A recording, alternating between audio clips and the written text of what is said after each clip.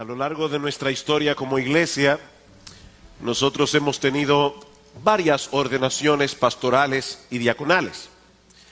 Pero si yo no recuerdo mal, esta es la segunda vez que vamos a tener los dos oficios representados en la ordenación al mismo tiempo.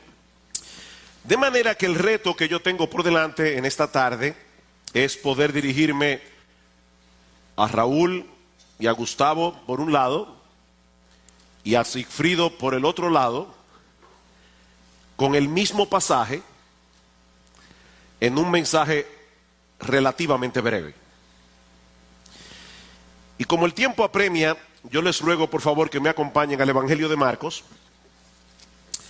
Vamos a estar considerando un pasaje sumamente sencillo, pero extremadamente relevante, no solo para estos hermanos que hoy asumen oficialmente sus ministerios respectivos, sino también para toda nuestra iglesia. Me refiero al llamamiento y elección de los 12 apóstoles en Marcos capítulo 3, versículos 13 al 19. Dice así la palabra de Dios: después subió al monte y llamó así a los que él quiso y vinieron a él. Y estableció a 12 para que estuviesen con él y para enviarlos a predicar y que tuviesen autoridad para sanar enfermedades y para echar fuera demonios. A Simón, a quien puso por sobrenombre Pedro, a Jacobo, hijo de Zebedeo, y a Juan, hermano de Jacobo, a quienes apellidó Boanerges, esto es, hijos del trueno, Andrés, Felipe, Bartolomé, Mateo, Tomás, Jacobo, hijo de Alfeo, Tadeo, Simón el cananista, no es un error ortográfico, se llama el cananista, y Judas Iscariote, el que le entregó, y vinieron a casa. Mis hermanos, no deja de ser algo verdaderamente sorprendente, aunque nosotros estemos acostumbrados a esto, el hecho de que nuestro Señor Jesucristo haya dejado en manos de hombres limitados, en manos de hombres falibles, el avance de su obra en el mundo. Si lo pensamos bien, Dios pudo haber usado ángeles para comunicar las verdades del Evangelio. O Dios tenía el poder necesario para hacer que cayeran Biblias del cielo y haber movido a los hombres a leerlas. O Dios hubiera podido hacer un milagro para que las piedras proclamaran su nombre, como dijo Cristo a los fariseos en una ocasión, o simplemente haber hecho oír su propia voz sobre todos los rincones del planeta, llamando a los hombres al arrepentimiento y a la fe. Dios pudo haber hecho su obra de esa manera. Pero en cambio Él escogió a 12 hombres. 12 hombres comunes y corrientes. 12 hombres que no tenían, la mayoría de ellos, mucha formación académica. 12 hombres sin ningún tipo de brillo conforme al criterio del mundo. Y todo eso, mis amados hermanos, para dejar establecido desde el principio que el éxito de su obra no iba a depender de personalidades atractivas y carismáticas, tampoco dependería de talentos humanos extraordinarios. El avance de su obra dependería enteramente de su poder y de su gracia. El Señor no tenía un plan B por si fracasaban los apóstoles. Él no tenía un plan B. Su estrategia consistía, y debemos decir que su estrategia aún consiste en hacer uso de hombres débiles como tú y como yo, para la expansión de su reino. Como dice el apóstol Pablo en 2 Corintios capítulo 4 versículo 7, el Señor ha decidido depositar el tesoro del evangelio en vasos de barro, para que la excelencia del poder sea suya y no nuestra. Y yo sé que esto es algo de lo que nuestros hermanos aquí están plenamente conscientes. Es por la gracia de Dios que fuimos salvados, es por esa misma gracia que podemos hacer la obra del ministerio conforme a su santa y perfecta voluntad. Pero ahora que ustedes van a ser ordenados y van a continuar sirviendo a la iglesia conforme a los talentos y dones que el Señor les ha dado. Yo quisiera compartir con ustedes esta noche 3 enseñanzas clave que nosotros podemos extraer de este pasaje del Evangelio de Marcos y que podemos sintetizar en 3 palabras: llamamiento, asociación y ministerio. He ahí las 3 palabras claves que yo quiero dejar en vuestras mentes en esta tarde: llamamiento, asociación y ministerio. Lo primero que nosotros vemos en este pasaje es que el grupo apostólico no fue conformado por un grupo de voluntarios. ¿Se dieron cuenta de eso? Los apóstoles no conformaban un grupo voluntario. Este grupo estaba conformado por personas a quienes Cristo buscó, a quienes Cristo llamó soberanamente. Dice en el versículo 13 que habiendo subido al monte, separado de la multitud que le seguía, Él llamó a los que Él quiso. Él llamó a los que Él quiso. Y la palabra llamar que se usa allí es muy enfática. Se trata de un llamado imperativo, un llamado soberano. Cristo determinó soberanamente quiénes habrían de asociarse íntimamente con Él para conformar el grupo embrionario del nuevo pueblo de Dios. Por eso fueron 12 apóstoles como los 12 patriarcas de las tribus de Israel. Y tan importante era esta decisión para Cristo que dice en el capítulo 6 del Evangelio de Lucas que Él había pasado la noche entera orando al Padre. La noche entera, seguramente pidiendo dirección, confirmación antes de tomar una decisión tan crucial para el establecimiento de la iglesia y para la expansión de la iglesia en el mundo. Ahora hay un detalle aquí que no debemos pasar por alto. Y es que en la época del Señor no eran los maestros los que escogían a los discípulos. En la época del Señor era al revés. Aquellos que deseaban ser instruidos se acercaban a un rabino, se acercaban a un maestro y le decían que querían estudiar con él, como hace cualquier joven en el día de hoy. Cuando él quiere estudiar una carrera, él decide cuál es la universidad en la que él va a estudiar. Él decide quiénes son los maestros que van a estar encima de él. Pero Jesús era un tipo de maestro diferente. Nadie podía entrar en relación con él a menos que él tomara la iniciativa. Estos hombres vinieron a él, dice en Marcos capítulo 3, versículo 13, pero solo después de que fueron escogidos por Jesús. Así que fue la elección de Jesús lo que los dispuso para que ellos lo eligieran a él. De hecho, más adelante, casi cerca ya de la crucifixión, hablando el Señor con los discípulos, les dice: no me elegisteis vosotros a mí, sino que yo os elegí a vosotros, y os he puesto para que vayáis y llevéis fruto, y vuestro fruto permanezca. Y esto no solo se aplica a los apóstoles, esto se aplica, mis amados hermanos, a todos los pastores, a todos los maestros que Cristo ha seleccionado para ministrar en su iglesia a través de las edades. Dice en Efesios capítulo 4 versículo 11: y él mismo, Cristo, constituyó a unos apóstoles, a otros profetas, a otros evangelistas, a otros pastores y maestros para capacitar a los santos para la obra del ministerio. Cristo mismo fue que los llamó. Y cuando Pablo reunió a los pastores en Éfeso, los pastores de Éfeso en Troas, les dice en el capítulo 20 de Hechos, versículo 28: mirad por vosotros y por todo el rebaño en que el Espíritu Santo os ha puesto por obispos, por supervisores, para pastorear la iglesia del Señor. De manera, iglesia bíblica del Señor Jesucristo, de manera que no es la iglesia la que tiene potestad para llamar hombres al ministerio. Esa es una prerrogativa exclusiva de nuestro Señor Jesucristo como cabeza de la iglesia. Nuestra responsabilidad como iglesia, y ya vivimos un proceso recientemente, nuestra responsabilidad es reconocer a aquellos hombres a quienes Cristo ha llamado y calificado, y luego colocarlos oficialmente en sus ministerios respectivos, como estamos haciendo en la noche de hoy. Así que debemos hacer uso del procedimiento establecido por Él, pero con miras a discernir su voluntad.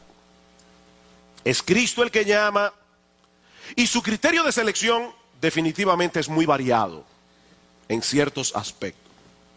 Cuando nosotros examinamos con cuidado estos 12 nombres que aparecen en la lista del grupo apostólico, una de las cosas que llama la atención es la gran diversidad, la gran diferencia que había entre ellos. Algunos eran impetuosos como Pedro, otros tenían un bajo perfil como Andrés. Había entre ellos hombres maduros y experimentados, pero también tenemos a Juan, que apenas rondaba los 20 años de edad cuando el Señor lo escogió para ser apóstol. ¿Escucharon eso, hermanos? Apenas 20 años de edad. Y ya Juan era un apóstol del Señor. Mientras Simón el Celote había pertenecido al ala revolucionaria de la sociedad judía de aquellos días, Mateo había sido un agente del imperialismo. Un hombre que cobraba impuestos a sus hermanos de raza para dárselos al romano opresor. ¿Qué nos enseña eso, queridos hermanos? Que aparte del perfil que encontramos en 1 Timoteo 3 y en Tito 1, el Señor tiene una amplia gama de servidores en las iglesias, con diferentes trasfondos y con diferentes personalidades. Como bien ha dicho alguien, Él aceptó a los extrovertidos y a los introvertidos. Él llamó a los que eran políticamente conservadores y a los que eran políticamente liberales. Porque no era la similitud en personalidades, no era la similitud en persuasiones políticas el factor que los unía. El factor que los unía era la persona de Jesús. La persona de Jesús.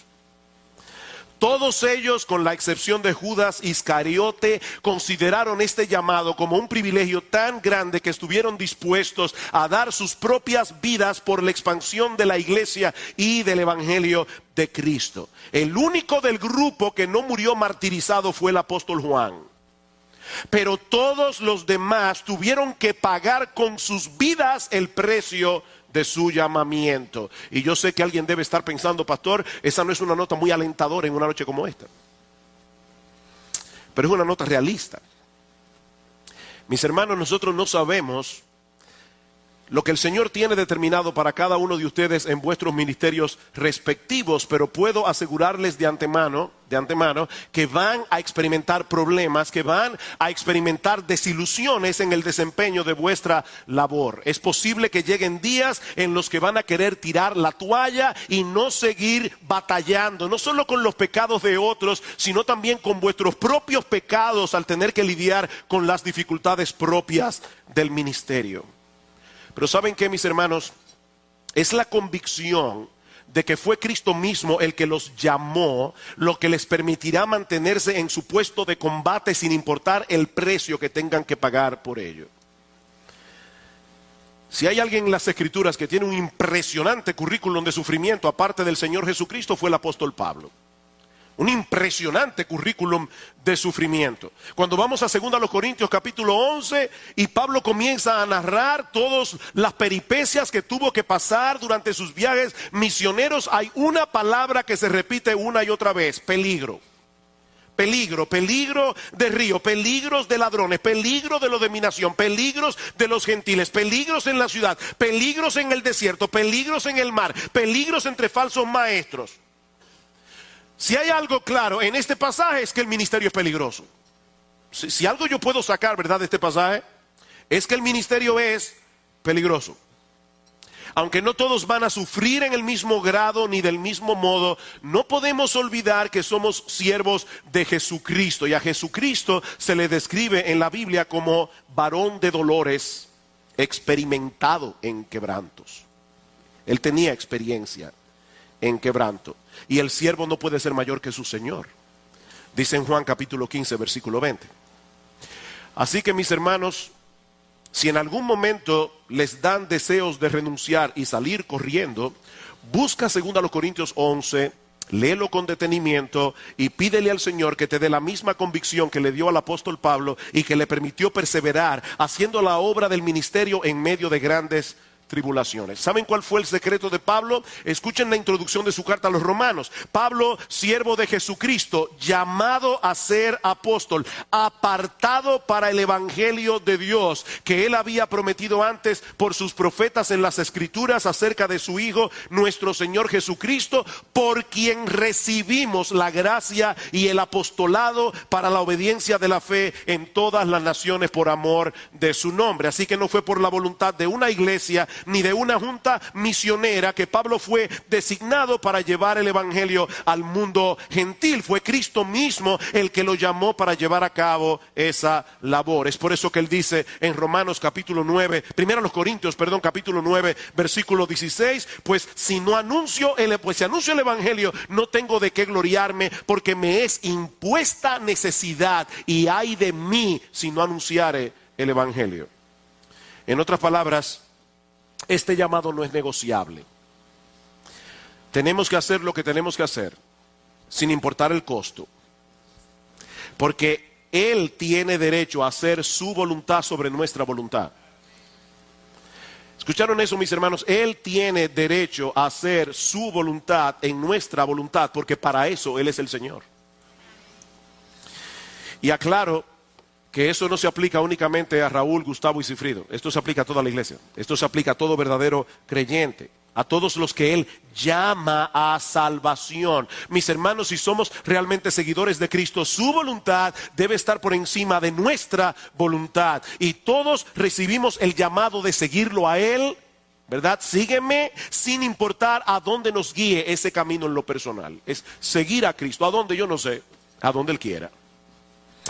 Pero no solo vemos en nuestro texto de Marcos capítulo 3 que el Señor llamó a los que Él quiso, sino que la prioridad de este llamado era que estuvieran con Él. Aquí está mi segunda palabra clave. La primera fue llamamiento, la segunda es asociación. Noten una vez más el texto. Después subió al monte y llamó así a los que Él quiso y vinieron a Él. Y estableció a 12 para que estuvieran con Él. La palabra establecer, al principio del versículo 14, implica una designación oficial de parte del Señor. Así que en Marcos capítulo 3, estos hombres estaban siendo ordenados para constituir un grupo especial entre los seguidores de Cristo. Ahora, hermanos, ¿notaron el orden en que se mencionan sus asignaciones? En el versículo 14, para que estuvieran con Él y para enviarlos a predicar. ¿Cuál era la prioridad? Estar con Cristo. La proclamación del evangelio debía estar supeditada a esa prioridad. El Señor quería que estos hombres estuvieran con Él para que absorbieran un carácter, para que absorbieran una visión ministerial. Esa es la esencia de lo que la Biblia llama discipulado. En Lucas capítulo 6, versículo 40 dice el Señor que el discípulo no puede ser mayor que su maestro, mas todo el que fuere perfeccionado o completamente entrenado, es la idea, será como su maestro. Como bien señala Steven Lawson, la meta no era simplemente impartirles información. Lo que Cristo quería hacer era producir en ellos una profunda transformación conforme a su propio carácter. En otras palabras, Cristo quería que estos hombres, escuchen bien hermanos, y Sigfrido, tú que vas a ser pastor oficialmente de Iglesia Bíblica del Señor Jesucristo, a partir de ahora, lo que Cristo quería era que estos hombres pensaran como Él, creyeran como Él, vivieran como Él, anduviesen como Él, enseñaran como Él, oraran como Él y predicaran como Él. Sencillo, ¿verdad? Eso era lo que Cristo quería. Para que luego esos mismos hombres se reprodujeran en otros que pensaran como Cristo, creyeran como Cristo y todo lo demás. Segunda Timoteo capítulo 2, lo que has oído de mí ante muchos testigos, esto encarga a hombres fieles que serán idóneos para enseñar también a otros. Una cadena que va de uno en uno. Ese fue el plan maestro del Señor para llevar a cabo su obra en el mundo. En ese sentido, mis hermanos, el llamado del Señor para cada uno de ustedes es exactamente el mismo. Lo primero es estar con Él. No lo olviden, hermanos.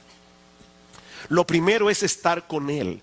Lo segundo es servirle en el ministerio que Él les ha confiado. De hecho, pastores de Iglesia Bíblica del Señor Jesucristo y pastores hermanos que han tenido la gentileza de acompañarnos en esta noche tan especial, esto va para ustedes también, esto va para todos nosotros. Nuestra prioridad es estar con Jesús. Lo segundo es servirle a Él en el ministerio que Él decida. Queridos hermanos, el día en que comiencen a estar tan involucrados en un montón de actividades eclesiásticas al punto de descuidar vuestra relación con el Señor, en ese mismo día comenzará a decaer vuestra vida de piedad y consecuentemente vuestro ministerio, porque nosotros no podemos dar lo que no tenemos. No podemos. Y yo estoy seguro que los pastores que nos acompañan esta noche, así como los líderes que por años han estado sirviendo en esta iglesia, pueden darles testimonio de cuán alertas tenemos que estar para que eso no ocurra en nuestras vidas. Cuidado, mis amados hermanos, con la tiranía de lo urgente. Pastores y líderes, cuidado con la tiranía de lo urgente. Son tantas las presiones ministeriales que recibimos de todas partes que muchas veces se nos hará difícil decir que no, cuando lo cierto es, y esto lo digo con letra capital si pudiera plantarlo en una pantalla, cuando lo cierto es que ninguno de nosotros puede hacer todas las cosas que la gente quiere que nosotros hagamos. Por eso Spurgeon sabiamente decía: aprende a decir que no, que te será más útil que saber latín. No podemos hacer todo lo que la gente quiere que nosotros hagamos. De hecho, en Marcos capítulo 1, el Señor Jesucristo está sanando enfermos. Hay un montón de personas en la puerta de la casa. Y dice en el versículo 32, cuando llegó a la noche, luego que el sol se puso, le trajeron todos los que tenían enfermedades y los endemoniados. Toda la ciudad se agolpó a la puerta. Sin embargo, en el versículo 35 dice: levantándose muy de mañana, siendo aún muy oscuro, salió y se fue a un lugar desierto y allí oraba. Mis hermanos, no hay que ser un experto en griego para darse cuenta de algo. Si el Señor se levantó en esa mañana es porque se había acostado. Eso quiere decir que llegó un momento en que toda esa gente estaba agolpada a la puerta y el Señor, la misericordia encarnada, le dijo a estas personas: se acabó, yo tengo que descansar. Y la razón primordial era porque él tenía que levantarse bien temprano para tener una relación personal, seguir cultivando su relación personal con el Padre. Pero eso no termina allí. Dice la Biblia que cuando Simón encuentra al Señor, hallándole, le dice: Señor, todos te buscan. O sea, toda esa gente que se quedó del día anterior, que no pudo ser sanado, tal vez allá habían padres con niños en los brazos buscando al Señor para recibir un milagro. Y Pedro le dice: Señor, ahora toda esa gente que se quedó dependiente del día anterior te buscan. Y Cristo les dijo: no, vamos a los lugares vecinos para que predique también allí, porque para esto he venido. Cristo, la misericordia encarnada, supo decir que no. El Señor protegió celosamente dos cosas: su comunión con el Padre y llevar a cabo la obra que el Padre le dio que hiciese. Aunque debo aclarar, ¿verdad?, que el hecho de estar con Cristo no necesariamente se contrapone al servicio a Cristo. Nosotros podemos tener comunión con Cristo mientras servimos a Cristo. De hecho, es imposible servir eficazmente a Cristo sin estar al mismo tiempo en comunión y en dependencia de Él. Dice la Biblia: separados de mí, nada podéis hacer. Pero todos sabemos que el ministerio puede llevarse a cabo en automático. Hermanos, el ministerio puede llevarse a cabo en automático, sin un deseo consciente de glorificar al Señor, sin depender conscientemente del Espíritu Santo. Y cuando nosotros comenzamos a trabajar en automático, cuando nosotros comenzamos a no depender del Espíritu de Dios, sino de nuestra experiencia, de nuestras capacidades, ahí nuestro ministerio comienza a menguar y la iglesia comienza a sufrir. Pero hay algo más en nuestro texto y lo veré mucho más brevemente. Hemos visto llamamiento y asociación. Veamos en segundo lugar el ministerio. ¿A qué los llamó Cristo? Bueno, cuando leemos los versículos 13 al 15, nosotros vemos que Cristo los llamó básicamente a dos cosas: a predicar y a mostrar compasión por los que sufren. ¿Vieron el texto? Dice, estableció a 12 para que estuviesen con él y para enviarlos a predicar y que tuviesen autoridad para sanar a los enfermos y para echar fuera demonios, a Simón, etcétera, etcétera. Cuando nosotros examinamos de cerca la descripción ministerial que aparece en este pasaje, notaremos de inmediato que se trata de una extensión de la obra ministerial de nuestro Señor Jesucristo, exceptuando obviamente su obra de redención. Hay algunos aspectos del ministerio de Cristo que nadie puede repetir. Nadie puede vivir la vida perfecta que Él vivió. Nadie puede morir en la cruz del Calvario como Él murió. Pero en sentido general, nosotros podemos decir que Cristo vino al mundo a revertir los efectos que el pecado causó en el hombre y la creación. Dice en 1 de Juan capítulo 3 versículo 8, para esto apareció el Hijo de Dios, para deshacer las obras del diablo. El pecado ha causado miseria y esclavitud en el mundo, pero Cristo vino a libertar a los cautivos. Cristo vino a mostrar compasión y misericordia para aquellos que sufren. Y eso era precisamente lo que este grupo de hombres estaba supuesto a hacer: predicar el evangelio de Cristo, proclamar las buenas nuevas de salvación y al mismo tiempo Raúl y Gustavo mostrar en una forma práctica y piadosa la misericordia y compasión de Cristo, sanando enfermos y echando fuera demonios. Yo creo que hay ciertos aspectos del ministerio apostólico que también son irrepetibles, pero yo no voy a entrar en ese tema hoy.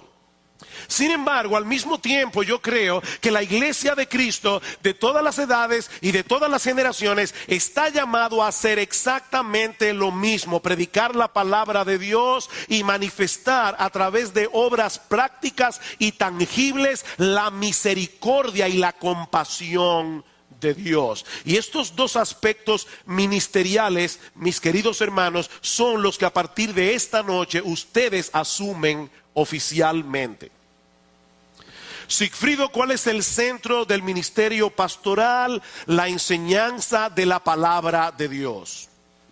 Raúl y Gustavo, ¿cuál es el centro del ministerio diaconal? La manifestación visible y tangible de la misericordia de Dios.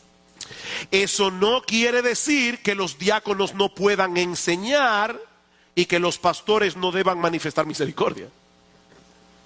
Líbrenos Dios, ¿verdad?, de compartamentalizar estos ministerios de tal manera que se excluyan mutuamente. Pero hay un énfasis claro en las Escrituras en lo que respecta a estos dos ministerios, como vemos claramente en Hechos capítulo 6, cuando las viudas de los griegos estaban desatendidas y los apóstoles dijeron: nosotros no podemos descuidar la enseñanza de la palabra de Dios y la oración para servir a las mesas.